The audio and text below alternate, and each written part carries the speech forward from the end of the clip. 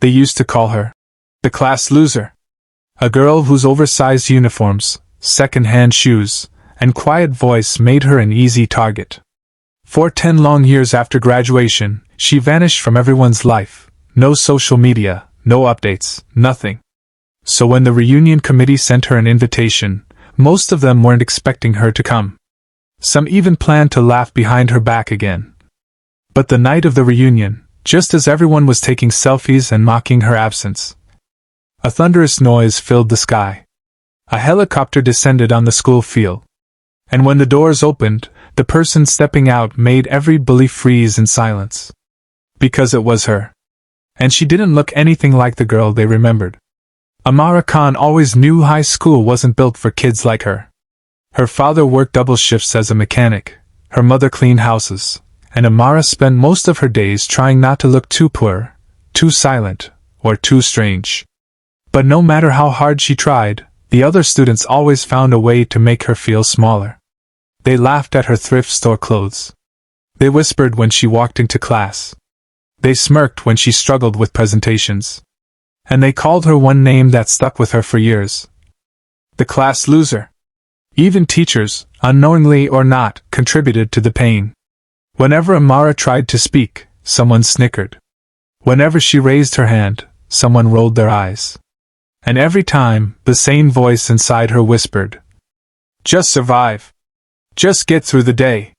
Only one person ever showed compassion, Mrs. Roslin, an older English teacher who saw something in Amara that no one else cared to notice.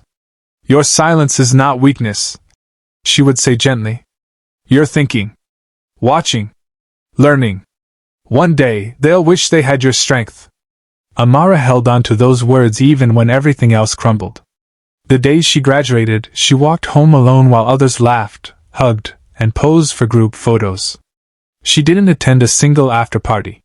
She didn't sign yearbooks. She simply slipped out quietly, promising herself she would never let these years define her. And she didn't. Life after school wasn't easy.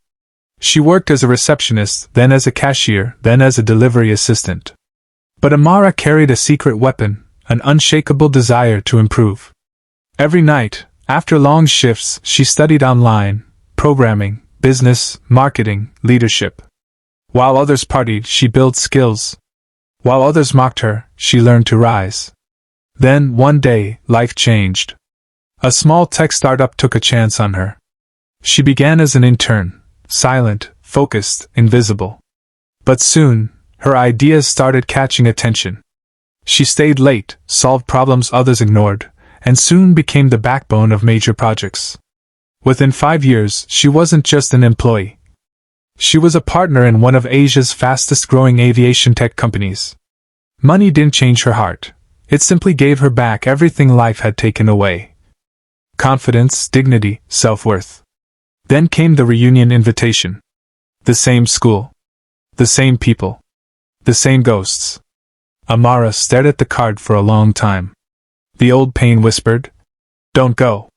But a stronger voice, the voice she had built through fire and failure, answered, "Go. Walk through that door with your head high." She didn't know she would arrive by helicopter. That came later. The reunion night was buzzing with energy. Old students filled the decorated hall, taking pictures, laughing loudly, pretending adulthood had erased all the cruelty of youth. But it hadn't. When they saw Amara's name on the attendance list, whispers began. "Why did she even bother coming? She's probably still weird. Watch her show up in cheap clothes again. I bet nothing has changed." They didn't realize the irony. They were still the same ones who needed someone to look down on to feel tall. As minutes passed and she still hadn't arrived, a group of ex-classmates began joking loudly. "She probably got lost. Maybe she's embarrassed. Or maybe she's still the loser she always was." Then the ground shook. A deep rumble echoed across the school grounds. Lights flickered. Music paused. Everyone rushed outside. A glossy black helicopter descended onto the old football field, kicking up dust and wind. Teachers, students, even security staff froze in place, shielding their faces. "What is happening? Whose helicopter is that? No way, No one from our class could afford this. The helicopter door opened. A woman stepped out.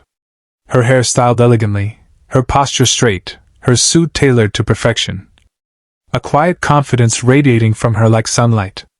For a moment, no one recognized her. Not until she removed her sunglasses and smiled politely. It was Amara. The girl who once hid behind baggy clothes and silent steps now carried the aura of someone who owned her world. The bully stared in disbelief. Mira, the loudest voice who once tormented her, dropped her drink. Hamid, the boy who mocked her presentations, slowly stepped backward. Even the teachers blinked in shock. Amara walked toward them calmly, her heels clicking against the tiles. Each step felt like justice wrapped in grace. You're actually here, Mira whispered, almost tremoring. You came, another classmate muttered, guilt soaking through his voice. Amara simply smiled. Yes. I thought it would be good to see everyone again. Her voice wasn't shaky. It was steady. Mature. Unbothered. Word spread quickly. She was the co-founder of an aviation tech corporation. She owned multiple patents. She had spoken at international conferences. And yes, she arrived in her company's private helicopter. But instead of bragging, she only talked about growth, resilience, and responsibility. The people who once broke her finally saw the kind of person she had become. Not out of anger. Not out of revenge. But out of strength. Later that night, a few former bullies approached her with genuine apologies. Some cried. Some couldn't form words. Amara forgave them, not because they deserved it, but because she deserved peace. As she left the reunion, students watched her board the helicopter in awe. Not the awe of wealth, but the awe reserved for someone who conquered everything meant to destroy them. The engine roared, lifting her into the night sky. Below, the classmates whispered the same sentence again and again. We should have never called her a loser. In the air, Amara closed her eyes and allowed herself to feel everything. The pain she overcame. The mountains she climbed. The life she built with her own hands. For the first time, she didn't feel like the girl they threw away. She felt like someone who had rewritten her entire story. Your past may shape you, but it does not define you. The ones who laugh at your struggle today might one day stand in awe of your strength. Rise quietly. Succeed loudly.